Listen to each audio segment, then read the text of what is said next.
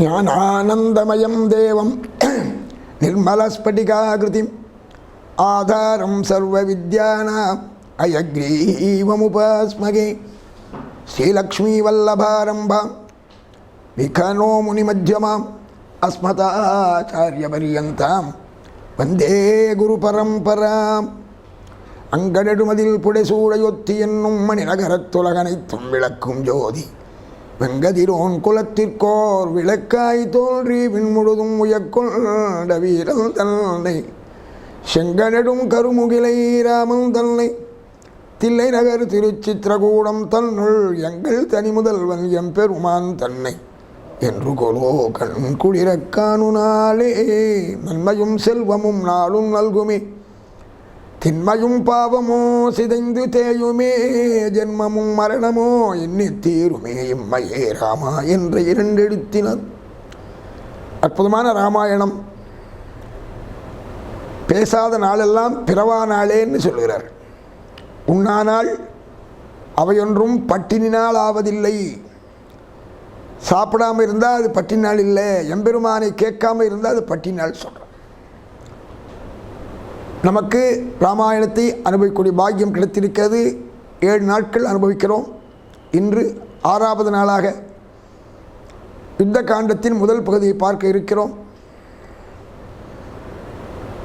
சுந்தர காண்டம் மிகச் சிறப்பாக நாம் அனுபவித்தோம். சுந்தரனாகிய ராமன்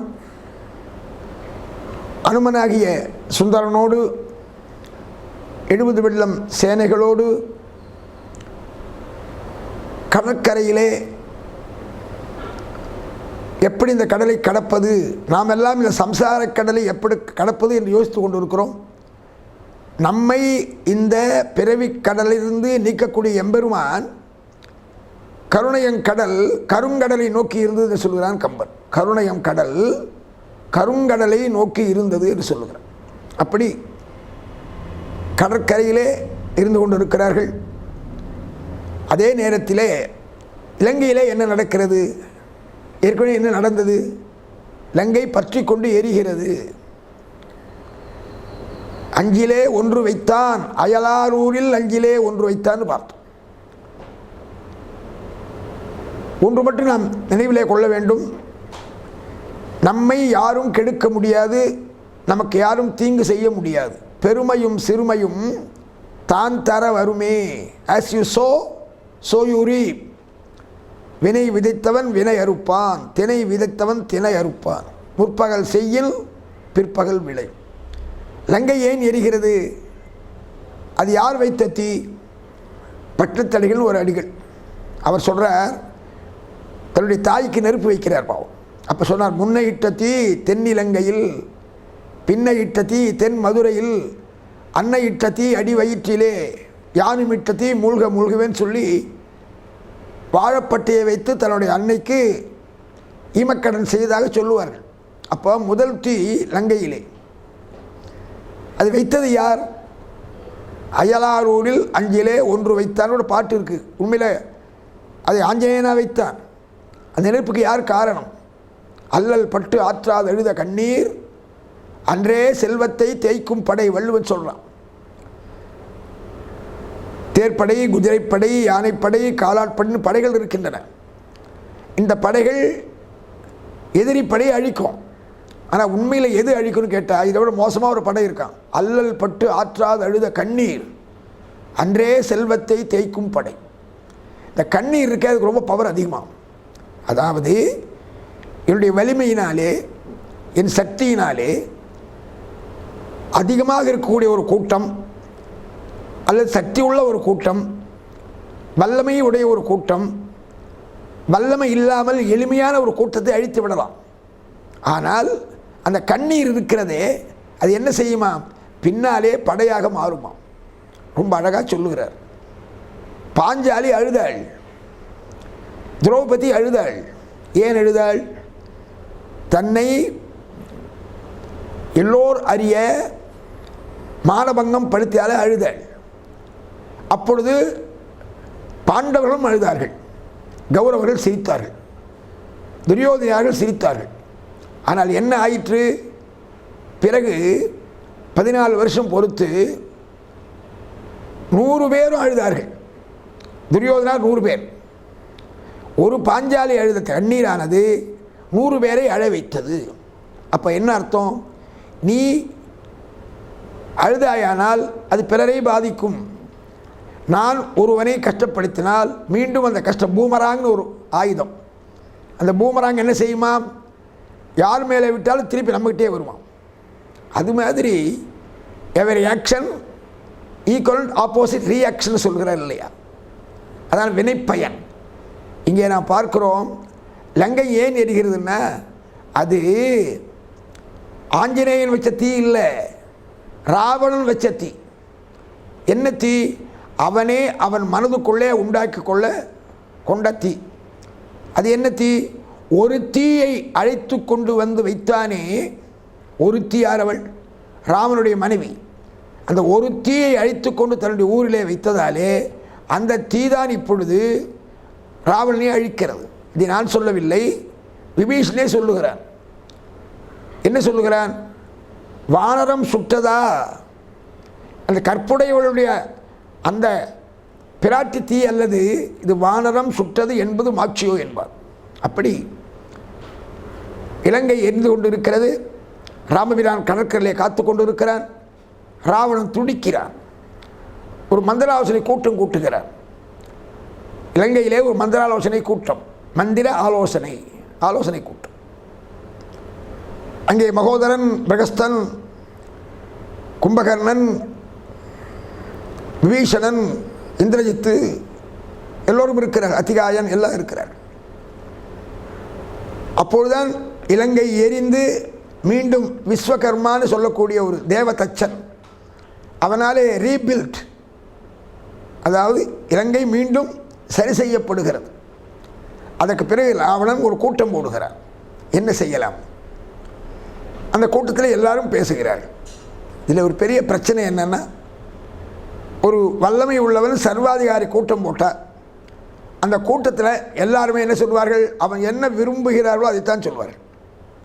அவனுக்கு எதிர்த்து யாரும் பேச மாட்டார்கள். இதுதான் உலக வழக்கம். கூட்டம் போடுவான், ஆனால் கூட்டத்திலே உண்மையை யாரும் சொல்ல மாட்டார்கள். ஆனால் அங்கே 2 பேர் உண்மையை சொல்லுகிறார்கள். ஒன்று கும்பகர்ணன், இன்னொருத்தர் விபீஷன்.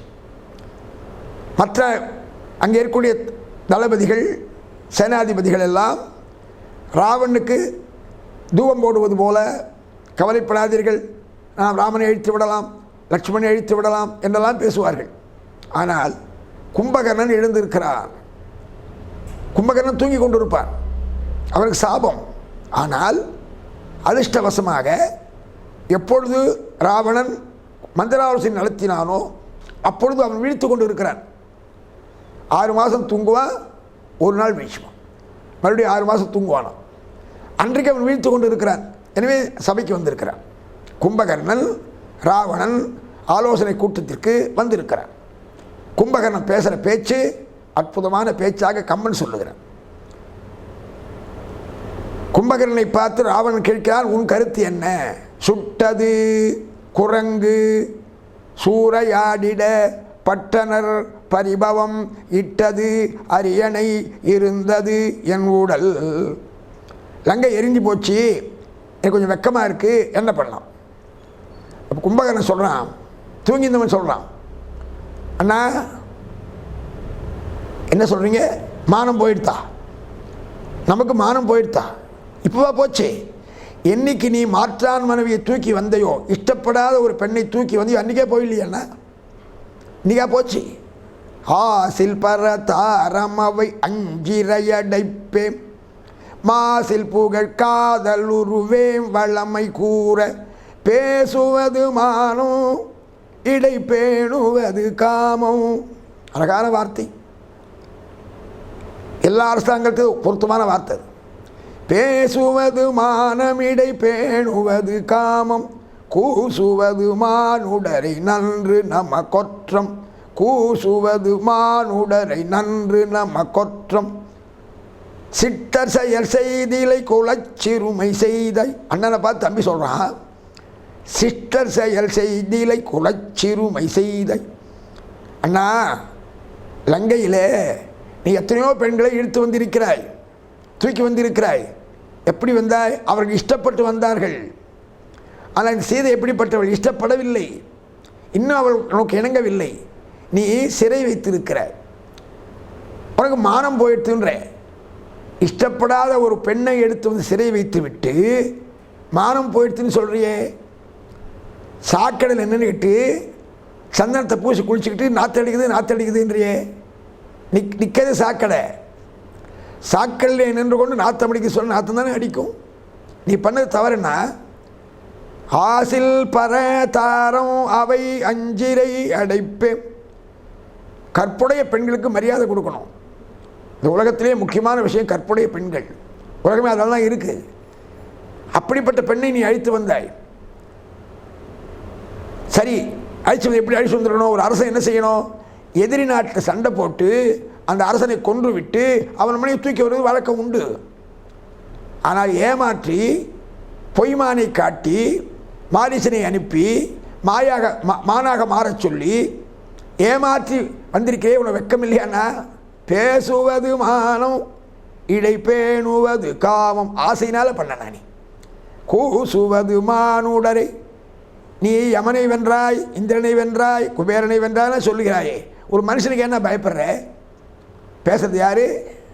கும்பகர்ணன் பேசுகிறான். அதுதான் நான் புத்தகம் எழுதினேன், கும்பகர்ணன் உறங்கவில்லை.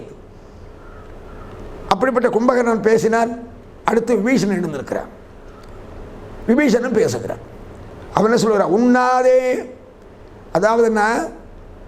கும்பகர்ணன் அதாவது விபீஷணன் சொல்லுகிறான், அண்ணா நீ விஷத்தை அமுதுன்னு நினச்சிட்டனா, எனவே சீதையை விட்டுடு, அதான பெரிய ஆபத்து, அதான் தான் இந்த லங்கையை எரித்திருக்கிறது, சீதையுடைய கற்பு தான் சொல்லுகிறான். அது மட்டும் சொல்லவில்லை, கம்பன் ரொம்ப அற்புதமாக இரணியன் வதைப்படலம்னு சொல்லி நிருசிம்மன் கதையே பூரா சொல்லுகிறான். யாருக்காக? நமக்காக. அங்கே விபீஷணன் சொன்னானோ இல்லையோ தெரியாது, இது வால்மீகில கிடையாது. ஆனால் நமக்கு சொல்லுகிறான். ஏற்கனவே ராவனுக்கு முன்னோர், அவனுக்கு முன்னால் இருந்த ஒருத்தன் இரணியன்னு பேர். அவன் வரம் வாங்கினான். பகலிலே சாக மாட்டான், இரவிலே சாக மாட்டான்.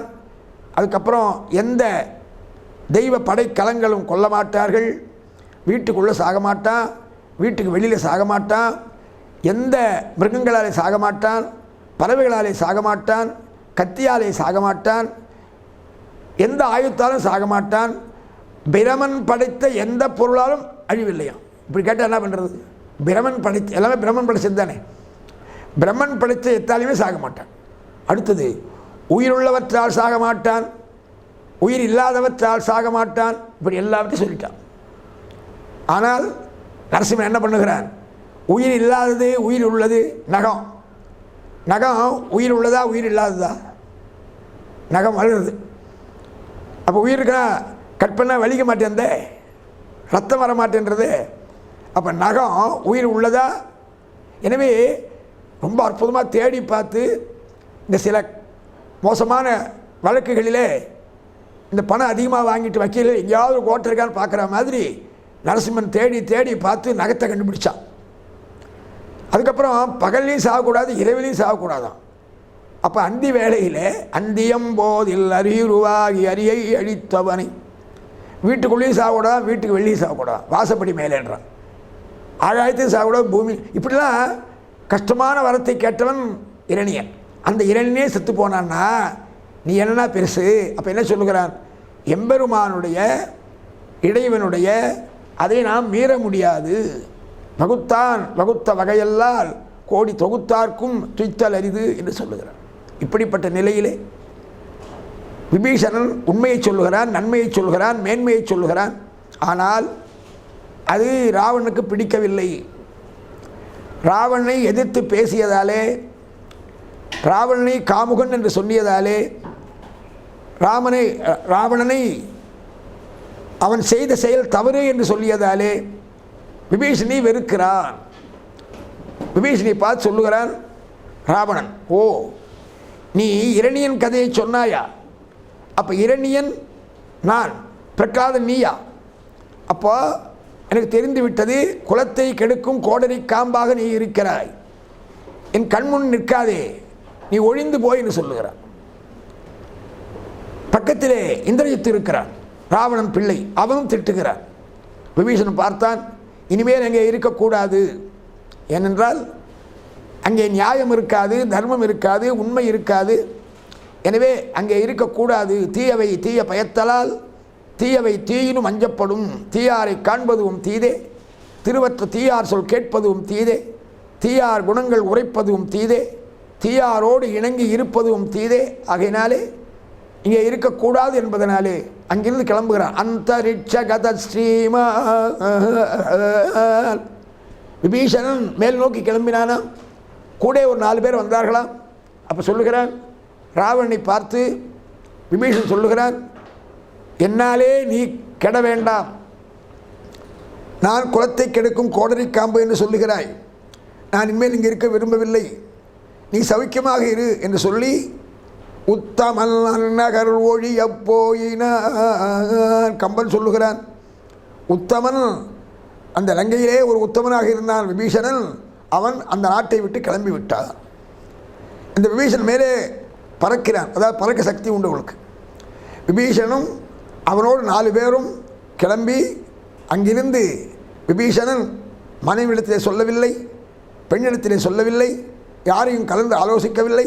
அங்கிருந்தே கிளம்பி இனிமேல் இங்கே வாழக்கூடாது, கடும்புலி வாழும் காடு நன்றே, கொடுங்கோல் மன்னன் வாழும் நாட்டில் என்ற நிலையிலே விபீஷணன் கிளம்பி, இங்கே நாம் பார்த்தோமே ராமபிரான் கடற்கரையிலே காத்து கொண்டு இருக்கிறார். அங்கே வந்து விபீஷணன் வருகிறான். உள்ளே வரல, ஆகாயத்தில் நிற்கிறான். நின்று கொண்டு என்ன சொல்கிறானா, அங்கே கீழே ராமன் இருக்கிறான், சுக்ரீவன் இருக்கிறான், அங்கதன் இருக்கிறான், நலன் இருக்கிறான், நீலன் இருக்கிறான், ஜாம்பவான் இருக்கிறான். இப்படி எல்லோரும் உட்கார்ந்து கொண்டு இருக்கிறார்கள்.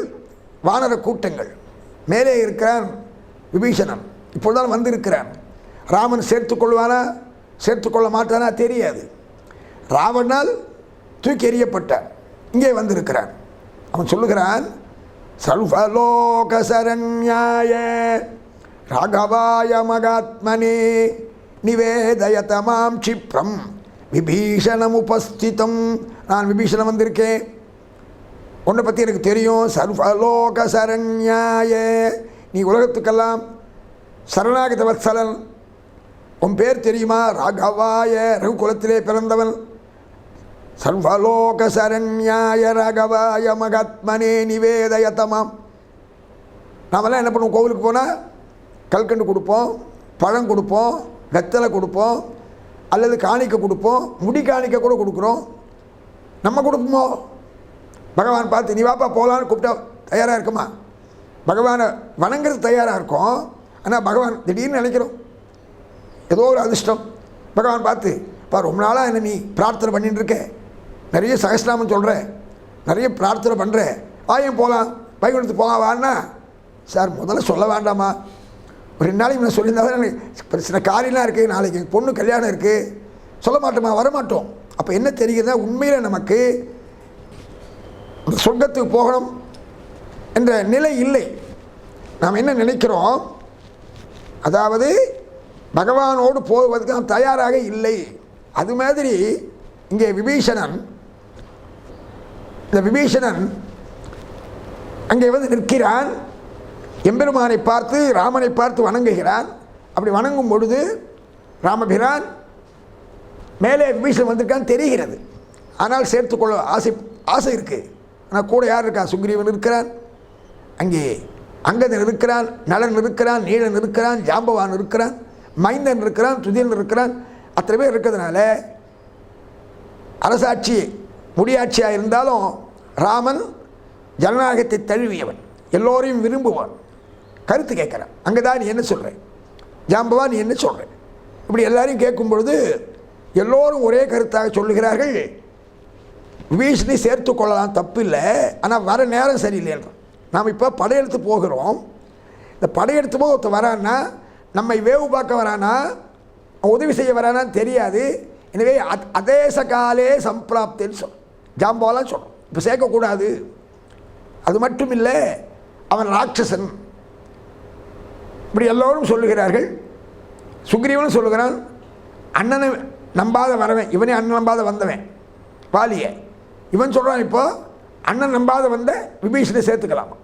இப்படி எல்லாரும் சொல்லும் பொழுது கடைசியாக எம்பெருமான் ராமச்சந்திரன் ஆஞ்சநேயனை கேட்கிறார்.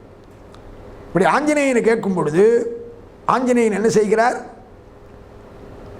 சுவாமி நான் நேரிலே பார்த்தவன் சொல்லுகிறேன். நான் நேரிலே லங்கைக்கு போனேன். அங்கே ராவணன் வீட்டை பார்த்தேன், ராவணன் மாளிகையை பார்த்தேன், விபீஷணன் மாளிகையை பார்த்தேன், கும்பகர்ண மாளிகையை பார்த்தேன், அத்திகாய மாளிகையை பார்த்தேன், மகோதர மாளிகையை பார்த்தேன், மகாபார்ஸ்வன் மாளிகையை பார்த்தேன், பிரகஸ்த மாளிகையை பார்த்தேன், எல்லாரையும் பார்த்தேன். ஆனால் அந்த ஊர்லேயே விபீஷணன் வீடு தான் அந்தனரில்லென பொலிந்ததாமரோ. மற்றெல்லாம் ராட்சச வீடாக இருக்குது, இது பிராமண வீடாக இருந்தது என்று சொல்லி ரொம்ப ஆச்சரியப்படுகிறான். அது மட்டுமல்ல, அந்த ஒருவனால் தான் நான் உயிர் பிழைத்து வந்தேன்றான். என்னை கொல்லணும்னு சொன்னார் ராவணே, ஆனால் தூதனை கொல்லக்கூடாதுன்னு சொன்னது அந்த விபீஷணன். எனவே அவனை சேர்த்து கொள்ளலாம். ஏன்னா மேலர செய்துவான் விளம்பி மேயினான். மேலர செய்துவான் ரொம்ப அற்புதமான வார்த்தை இது. மேலர செய்துவான்னா ஒரு அர்த்தம் என்ன, இங்கே ஏன் வந்திருக்கானா ராவணன் நீ கொல்ல போகிறே, பிறகு அரசு அவனுக்கு கிடைக்கும், மேல் அரசு எய்துவான். இன்னொன்று இல்லை இல்லை, இந்த மேல் அரசு இல்லை, அந்த விசும்புன்னு சொல்லக்கூடிய வைகுண்டம் இருக்கே, சிரஞ்சீவியாக வரத்துக்கு ஆசைப்படுறான். இப்படி சொல்லி கடைசியாக ராமபிரான் பேசுகிறார். நீங்கள்லாம் உன் கருத்து சொல்லிட்டீங்க, உண்மை நல்லது, நல்லா இருக்கு. ஆனால் என் மனசில் ஏற்கனவே ஒரு கருத்து இருக்கிறது. என்ன தெரியுமா, எவ்வளவு மோசமானவா இருந்தாலும் என் காலில் சரணாகதின்னு வந்துட்டாக்கா நான் காப்பாற்றுவேன். அவன் யாரா, விபீஷணோவா சுக்ரீவா, நாளைக்கு ராவணனே வரட்டுமே, எனக்கு கவலை இல்லை. என் காலிலே வந்து தனக்கோமை இல்லாதான் தாள் சேர்ந்தார் கல்லால் மனக்கவலை மாற்றல் அரிதுன்னு அவர்கள் இருப்பதனாலே என்னுடைய திருவடியிலே வந்து யார் விழுகிறார்களோ அஜ்ஞானினாமயா தோஷான் அசேஷான் விகிதாம் ஹரே சமட்சத்வம் சமட்சத்வம் சேஷசைலசிகாமணி.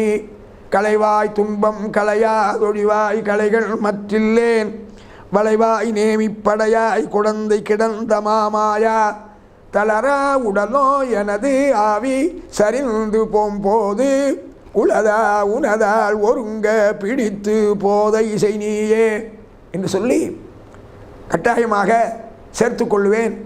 ஏன்னா ஒரு புறா, இது வேதத்தில் வரக்கூடிய கதையாம், கபோத விற்த்தாந்தம்னு 2 ஆண் புறா பொன் புறா இருக்குது. ஒரு நல்ல காற்று அடிக்கிறது, மழை பெய்கிறது. அப்போ அந்த கூட்டில் பெண் புறா ஆண் புறா, அதில் பெண் புறா மட்டும் கூட்டில் இருக்குது, ஆண் புறா வெளியில் வேட்டைக்கு போய் அதாவது தீனிக்கு போயிருக்கு. இந்த வேடை என்ன பண்ணுறான், ஆண் புறாவை பிடிச்சிட்டான், கூட்டில் அடைச்சுட்டான். மழை பெய்யுறது, போக இடத்துல எந்த கூட்டிலே அந்த தனியாக இருக்கிற பெண் புறா இருக்கோ அந்த இடத்துக்கு இந்த ஆண் புறா அழைச்சின்னு வரான். ஆண் புறா கூட்டில் இருக்குது, பெண் புறா உண்மையான கூட்டில் இருக்குது, சொந்த கூட்டில் இருக்குது, மரத்து மேலே. இப்போ நல்ல மழை, அவன் உடம்பெல்லாம் தண்ணி குளிருது அவனுக்கு. அந்த பொன் புறா சொல்கிறதா, நம்ம வீட்டுக்கு வந்திருக்கா, அவனை காப்பாற்றணும். இந்த ஆண் புறாவும் ஆமானத்தான். அப்போ என்ன பண்ணுது, அங்கே இருக்கிற சுள்ளிகளை எடுத்து போட்டு சிக்கிமுக்கி கல்னு ஒரு கல் ஒன்று, அந்த கல்லை போட்டு எரிய வச்சு அந்த குளிர் போக்குறதுக்கு மூட்டை போட்டு கொடுக்குறதான். அடுத்தது அந்த பெண் புறா பார்த்து தான் ஆண் புறா எப்படி தான் பிடிச்சுட்டான், கொடுக்க போகிறதில்ல, இவன் பசியாக இருக்கான், நம்ம நெருப்பில் விழுந்து இவனுக்கு ஆகாரம் ஆகிட்டா இவனுக்கு உதவி செய்தாகும், நம்ம வாழ்க்கையும் தனியாக இருக்க வேண்டாம்னு சொல்லி நெருப்பில் விழுதுதான். என்னென்னா தனக்கு ஆபத்து வந்தாலும் ஒரு புறா தன்னுடைய இடத்தை நாடி வந்தவனுக்கு இடம் கொடுக்கறதுனால அபயம் அளிப்பது என்பது முக்கியமான ஒரு கருத்து. To err is human, to forgive is டிவைன்னு சொல்லுவாள் ஆங்கிலத்தில். தவறு செய்வது மனித குணம், மன்னிப்பது தெய்வ குணம். எனவே நான் விபீஷணனை சேர்த்து கொள்ளப் போகிறேன்.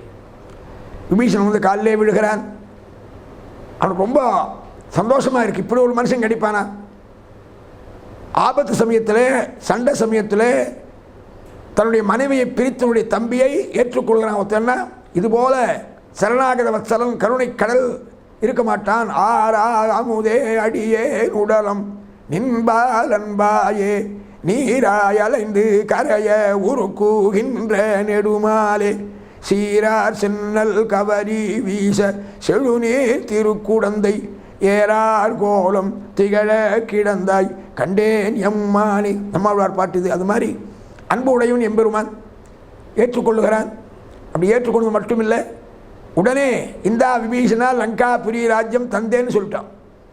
இன்றைக்கே உனக்கு லங்காயை கொடுத்துட்டேன், நான் இன்னும் ராவணன் உயிரோடு இருக்கான், இன்னும் சண்டை போடலை, அந்த நாடு எப்படி இருக்குன்னு தெரியாது. ஆனால் இவனுக்கு என்ன ஒரு கருணைனா, அவன் கஷ்டப்படுறான், முதல்ல ஃபஸ்ட் எய்டு கொடுக்கணும். டாக்டர் வந்தவுடனே பார்த்துக்கிறேன்னு சொல்லணும், குணமாகணும்னு சொல்லணும். அப்புறம் குணமாகதோ இல்லையோ அந்த நம்பிக்கை கொடுக்கணும். எனவே எம்பெருமான் விபீஷனை ஏற்றுக்கொள்ளுகிறான். அப்போ சொல்லுகிறான் கம்பன், முகனொடுவை வரானேன் முன்பு பின் குன்று சூழ்வான் மகனொடு அருவரானேன் எம்முழை அன்பின் வந்த அகனமர் காதலைய நின்னொடு எழுவரானும் புகழரும் காணம் தந்து பொதில் வரால் பொலிந்தானுந்தை புதல் வரால் பொலிந்தானுந்தை. என்ன சொல்லுகிறார்? புகழரும் காணம் தந்து புதல் வரால் பொலிந்தானுந்தை. ஏற்கனவே குகனோடு நாங்கள் 5 பேர் ஆனோம். தசரதனுக்கு பிள்ளை இல்லைன்னு சொல்லி புத்திரகாமேஷ்டி யாகம் பண்ணி ராமன், லக்ஷ்மணன், பரதன், சத்ருக்னன் நாங்கள் 4 பேர் பிறந்தோம். பிறகு காட்டில் குகனை பார்த்தவுடனே என் தம்பின்னு சொன்னேன். பிறகு சுக்ரீவனை பார்த்த உடனே என் தம்பின்னு சொன்னேன். குகனோடு ஐவரானோ முன்பு பின் குன்று சூழ்வான். குன்று சூழ்வான்னா சூரியன் சுற்றி வருவானே, அந்த சூரியனுக்கு பேர், அவன் மகன் சூரியன் மகன் சுக்ரீவன். குகனோடு ஐவரானோ முன்பு பின் குன்று சூழ்வான் மகனோடு அருவரானோம் எம் முழை அன்பில் வந்த அகன் அமர் காதலைய. இங்கே குகனை விட சுக்ரீவனை விட விபீஷணி ஒஸ்தி பேசுகிறார். ஏன்னா சுக்ரீவன் இருக்கிறதுக்கு நான் போனேன், குகன் இருக்கிற இடத்துக்கு நான் போனேன், ஆனால் நீ என்ன பண்ணுற? நான் இருக்கிற இடத்துக்கு நீ வந்தேன். எம் முழை அன்பில் வந்த அகனமர் காதலைய நின்னொடு எழுவரானோ. இப்படியாக விபீஷ சரணாகதி விசேஷமானது. ஆணுகூல்ய சங்கல்பம், பிராத்திகூல்ய வர்ஜனம், கோப்திருத்த வரணம், மகா விஸ்வாசம் என்றெல்லாம் சொல்வார்கள். அதாவது எம்பெருமானுக்கு எது வேண்டுமோ அதை செய்து, எது வேண்டாதோ அதை தவிர்ந்து, அவனே தெய்வம் என்று உணர்ந்து, எனக்கு வேறு யாரும் கதி இல்லை என்பதை உணர்ந்து, இப்படி மகா விஸ்வாசமாக அவன் மேல் அன்போடு இருக்கிறது. இப்படிப்பட்ட பூர்ண சரணாகதி விபீஷ சரணாகதி. இப்படி எல்லாம் சேர்ந்து விட்டார்கள். அப்போ விபீஷன் ஆலோசனைப்படி ராமபிரான் அந்த கடலுக்கு அணை கட்டுகிறான். சேத்துன்னு அணைன்னு பேர். எனவே ராமசேத்து கட்டப்படுகிறது. குரங்கெல்லாம் வருகிறது. குரங்குகள் மலையை நூக்க குளித்து தாம் புரண்டிட்டோடி தரங்கலீர் அடைக்கலுற்ற சலமிலா நிலம் போலேன் ஆழ்வார் சொல்கிறார் பாட்டு. குரங்கெல்லாம் பெரிய பெரிய மலையை தூக்கின்னு வரதான். அப்போ அணிப்பில் பார்த்து தான் நம்மளால் ஒன்றும் பண்ண முடியலையே. அந்த அணிலுக்கு என்ன தெரியும்? கையும் சின்னது, காலும் சின்னது, ஒன்றும் கிடையாது, ஒரு வால் தான் இருக்குது. அது என்ன பண்ணுமா? மணலில் புரண்டு, தண்ணியில் புரண்டு, மணலில் புரண்டு, தண்ணியில் புரண்டு, ஏதாவது கொஞ்சம் சம்திங் டு பி டன், ஏதாவது பண்ண வேண்டாமா ஆசை. எனவே அப்படி ஆழ்வார் சொல்கிறார், அணில போகிற பிறக்கலேன்னு. அதுதான் பெரியவா சொல்லுவாள். அந்த அணில் தடவி கொடுத்தா அதனால தான் அந்த முதுகில் கோடு இருக்குதுன்னு சொல்லி ஒரு கதை உண்டு. அப்படியாக அணை கட்டப்படுகிறது. சேது அணை கட்டப்படுகிறது. கட்டுவதற்கு முன்னாலே வருணனை வேண்டுகிறார் எம்பெருமான். வருணன் தான் கடலுக்கு தலைவன். அவன் வரலை, கோபம் வருகிறது. நான் அதான் திருப்புல்லானில் தர்பசயனம் சொல்லுவார். தர்பையிலே படுத்து கொண்டு தான் எம்பெருமான். புல்லணை, புல்லாணி, புல்லணை. ஆனால் வரவில்லை. பிறகு கோபம் வருகிறது. கையிலே பக்கத்திலே லட்சுமணனை பார்த்து அம்பு எடுத்துட்டு வா, வில் எடுத்துட்டு வா, சாப்பமானய சௌமித்ரி சரான் ஆசி விஷோபமா சாகரம் சோஷயிஷ்யாமி, நான் கடலை வர்த்த செய்கிறேன் என் அம்புரான் சொல்லும்போது இதுக்குள்ள மரணம் ஓடி வருகிறான், மன்னித்து அருள்கிறார். அந்த அம்பை வேறு இடத்தில் அடிக்கிறான் சொல்லுகிறார்கள். இப்படியாக அணை கட்டப்படுகிறது. ராமபிரான் தன்னுடைய 70 வெள்ளம் வானர சேனைகளோடு லங்கை உள்ளே நுழைகிறார். அப்பொழுது இங்கே ராவணன் யுத்த பூமிக்கு தயாராகிறான். இப்படி முதல் நாள் போர் ஆரம்பிக்கிறது. ராவணன் சண்டை போட ஆரம்பிக்கிறான். 4 மதில் சுவர்கள், அதாவது 4 கோட்டை வாயில்கள். அந்த 4 கோட்டை வாயில்களிலும் எல்லோரையும் நிற்க வைத்து ராமனும் கம்பன் காட்டியபடி முதல் நாள் போரிலே ராமனும் சண்டை போடுவதாக சொல்லுகிறார். அப்படி போடும் பொழுது ராவணனோடு சண்டை போடுகிறானா. அதற்கு முன்னால் ஒரு சின்ன நிகழ்ச்சியை சொல்லுகிறார்கள். சண்டை ஆரம்பிக்கு முன்னாலே ராமன் படை எப்படி இருக்குது பார்ப்பதற்காக தன்னுடைய மாளிகையினுடைய 7வது மாடியில் சைட் சீயிங், மேலே ஏரியல் வியூ மேலேருந்து பார்க்குறானாம். அப்படி பார்க்கும்பொழுது இங்கே ராமன் இருக்கிறான் தெரிகிறது. அந்த அவனுடைய அதாவது தளபதி சொல்கிறான், அதோ பார் ராவணன், அதோ பார் லட்சுமணன், மேலேருந்து காட்டுறான். இங்கே ராமன் பக்கத்தில் சுக்ரீவன் இருக்கான். இவன் பார்த்தான், இவனுக்கு ராவணன் தெரியுது. கீழே சுக்ரீவன் ராவணனை பார்க்குறான், மேலேருந்து ராவணன் எல்லாரையும் பார்க்குறான். சுக்ரீவனுக்கு கோபம் அதிகம். இது வரைக்கும் அவன் ராமனுக்காக ஒன்றும் செய்யலை. சுக்ரீவனுக்காக ராமன் வாலியை கொன்றான், ஆட்சியை கொடுத்தான். 4 மாதம் அந்த குகையில் பாவம் கஷ்டப்பட்டு இருந்தான். இன்னும் அவனுக்கு எந்த ஒரு நல்ல செய்தியும் கிடைக்கல. அதனால் என்ன பண்ணுறான், சுக்ரீவன் அங்கிருந்து தாவி நேராக போய் ராவணன் முன்னால் குதிக்கிறான். ராவணனோடு சண்டை போடுகிறான். அந்த சமயத்தில் பயங்கரமான சண்டை நடக்கிறது ராவணனுக்கும் சுக்ரீவனுக்கும். என்ன செய்கிறான், கடைசியில்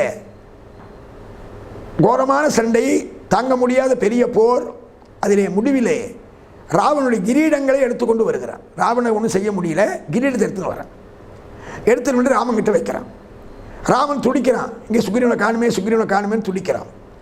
பிறகு எங்கே போனான்னு தெரியாது. இப்போ தான் அவன் ராவனுடைய கிரீடங்களை 10 கிரீடங்களை எடுத்துக்கொண்டு வந்து ராமனுடைய திருவள்ளியை சமர்ப்பித்து வணங்குகிறான். அப்போ சொல்லுகிறான், காட்டிலே கழுகில் வேந்தல் செய்தது காட்ட மாட்டேன். நான் அந்த ஜடாயி தன் உயிரையே கொடுத்தானே, அதுபோல் நான் உயிரை கொடுத்துருக்கணும், உயிரை கொடுக்கல, உயிரை எடுத்துன்னு வந்துட்டேன். காட்டிலே கழுகில் வேந்தல் செய்தது காட்ட மாட்டேன், நாட்டிலே குகனார் செய்த நன்மையை நயக்க மாட்டேன். குகன் பண்ண போல் அன்பு காட்டல, நான் மீட்டிலேன் தலைகள் 10 கொணர்ந்திலேன். நான் ராவணனை கொல்லலை, வெறுங்கை வந்தேன். கையில் கிரீடம் இருக்குது, இதனால் பெருசாக தெரியல அவனுக்கு. உடனே இதுவே பெரிய விஷயம் சொல்லி பாராட்டி சண்டைக்கு கிளம்புகிறான். ராமனும் ராவணனும் நேரடியாக சண்டை போடுகிறார்களாம். அப்படி போடும் பொழுது ராமபிரான் தன்னுடைய அம்பினாலே கோந்தண்டத்தினாலே வீணை கொடி, ராவணன் கொடி, அந்த வீணை கொடியை அழித்து, தேர் சாரதியை அழித்து, தேரை அழித்து, எல்லாவற்றையும் அழிக்கிறார். அப்படி அழித்த பொழுது ராவணன் கொஞ்சம் கொஞ்சமாக எல்லாவற்றையும் இழக்கிறான். படையெல்லாம் போயிடுச்சு, தேர்ப்படை போய்விட்டது, யானைப்படை போய்விட்டது, காலாட்படை போய்விட்டது, இப்போது தேரும் போய்விட்டது. கீழே தனியாக நிற்கிறான் ராவணன். ராமன் பார்த்தான், வரும்போது எவ்வளவு படையோடு வந்தான், இப்போ தனியாக நிற்கிறானே. பார்த்தான் அவன், என்ன வாரணம் பொருத மார்பும் வரையினை எடுத்த தோளும் நாரத முனிவர்க்கேற்ப நயம்பட உரைத்தனாவும் தாரணி மவுலி 10 சங்கரன் கொடுத்தவாளும் வீரமும் களத்தே போட்டு வெறுங்கையோடு லங்கை புக்கான். தங்கிட்ட இருந்து அத்தனையும் போயிடுத்தான், சக்தி போயிடுத்தான். ராவணன் தனியாக நிற்கிறானாம். ராமன் நினச்சிருந்தா அன்றைக்கே சண்டையை முடிச்சிருக்கலாம், நாமும் கதையை முடிக்கலாம். ஆனால் முடிக்கலை. என்ன பண்ணுறார் ராமன், இன்று போய் நாளை வா. என்ன அவன் பரிதாபமாக இருக்கான், நன்னா வாழ்ந்தவன். அதனால்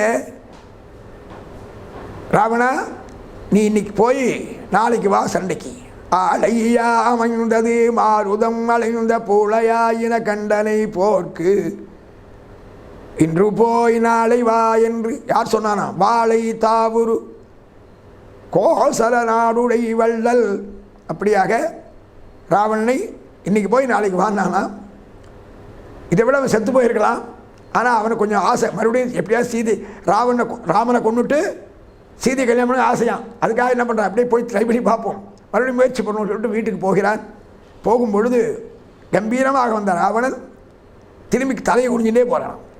கம்மன் சொல்கிறான், மாதிரம் எவையும் நோக்கான் வடநகர் நோக்கான் தாதவிழ் கூந்தலாரை தனித்தனி நோக்கான் பூதலம் என்னும் நங்கை தன்னையே நோக்கி புக்கான். பூதலம்னா பூமி, பூமியே பார்த்துட்டு போனானா. அது மட்டும் இல்லையா, அவன் அழுதானான். அதாவது ராவணன் கொஞ்சம் மனசில் அழுகிறானா. எதற்கு அழுகிறான்னா, படை போயிடுத்தே அழலியாம், தான் தோற்றுவிட்டுனே அழலியாம். ஜானகி நகுவல் என்றே, அதாவது தேவர்கள் சிரிப்பார்கள், கவலை இல்லை. வான் நகும் மண்ணெலாம் நகும், பூமியில் இருக்கவன சிரிப்பா, தேவலோகத்தை சிரிப்பா, கவலை இல்லை. வான் நகும் மண்ணெலாம் நகும் நான் நகு பகைவரெல்லாம் நகுவர். நேற்று நான் யார் யாரை பார்த்து சிரிச்சனோ அவளை நீ என்னை பார்த்து சிரிப்பா, கவலை இல்லை. ஆனால் வேல் நகு கண்ணால் ஜானகி நகுவலென்றே உள்ளத்தால் சாம்புகின்றார். இப்படி வீட்டுக்கு போகிறார். அங்கே மாலியவான் பாட்டன், ஏண்டா சொன்னால் கேட்கலையாடா, ஏண்டா சண்டைக்கு போனேன், சீதையை விட்டுறக்கூடாதா? இல்லை, சீதையை நான் விடமாட்டேன், ஆனால் சண்டை மட்டும் பயங்கரமாக இருக்குது. அந்த ராமன் நான் என்னமோ நினச்சேன், அவன் போடுற பானம் இருக்கே, வடக்கதோ தெற்கதேயோ குடக்கதோ குணக்கதேயோ, அந்த பானம் எங்கே வரும்னு தெரியல, ரொம்ப அற்புதமாக சண்டை போடுறான் என்று சொல்லி வருத்தத்தோடு ராவணன் வீட்டுக்கு செல்லுகிறான். அடுத்து மறுபடியும் என்ன செய்வது என்று யோசிக்கிறான். நாமும் மீண்டும் நாளை பட்டாபிஷேகத்தை பார்க்க இருக்கிறோம். எனவே மங்களம் கோசலேந்திராய மகனீய குணத்பயே சக்கரவர்த்தி தனூஜாய சார்வபௌமாய மங்களம். லக்ஷ்மீ வல்லப சங்கல்ப வல்லபாய மகாத்மனே ஸ்ரீமத் விகனசே பூயாத் நித்யஸ்ரீ நித்யமங்கலம். சர்வம் ஸ்ரீகிருஷ்ணார்ப்பணமஸ்து.